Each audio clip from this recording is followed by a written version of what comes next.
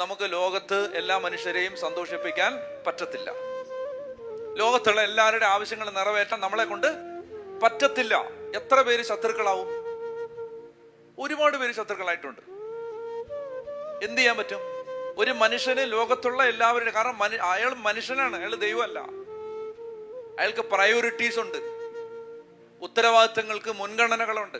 ആദ്യം ചെയ്യേണ്ട കാര്യം ആദ്യം ചെയ്തേ പറ്റൂ, അത് അവസാനം ചെയ്യാൻ പറ്റത്തില്ല. അത് ഏത് മനുഷ്യന്റെ അവസ്ഥ അതാ. ഏത് മനുഷ്യന് നിങ്ങളുടെ പ്രശ്നം മുഴുവൻ തീർക്കാൻ പറ്റും? നിങ്ങൾക്ക് അപ്പോയിന്റ്മെന്റ് എടുക്കാതെ, നിങ്ങൾക്ക് ശുപാർശ കത്തില്ലാതെ, നിങ്ങൾക്ക് സമയം നോക്കാതെ കയറി ചെല്ലാൻ പറ്റുന്ന ലോകത്തൊരിടമേ ഉള്ളൂ, അത് ദൈവസന്നിധിയാണ്. മനസ്സിലായോ? ബാക്കി എല്ലായിടത്തും ചോദിക്കും സെക്യൂരിറ്റി, അപ്പോയിന്റ്മെന്റ് ഉണ്ടോന്ന്, പറഞ്ഞിട്ടുണ്ടോന്ന്, വരാൻ പറഞ്ഞാണോന്ന്, ഇത് അസമയമാണെന്ന്, ഇപ്പൊ കാണാൻ പറ്റത്തില്ലെന്ന് പറയും. അങ്ങനെ പറയാത്ത ഒരിടേ ഉള്ളൂ, അത് ദൈവസന്നിധിയാണ്.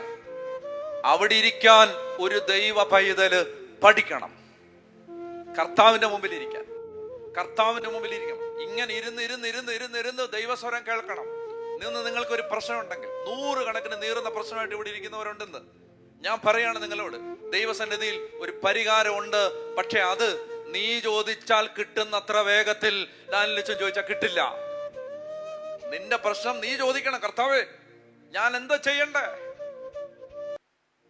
ചെയ്യണ്ടേ എന്നൊരു സഭ വേദനയോടെ കരഞ്ഞ് യാചിച്ച് പ്രാർത്ഥിച്ചപ്പോ പറഞ്ഞു, പൗലോസിനെയും ബർന്നബാസിനെയും ഞാൻ ഏൽപ്പിച്ചിരിക്കുന്ന ശുശ്രൂഷയ്ക്കായി മാറ്റി നിർത്തുക.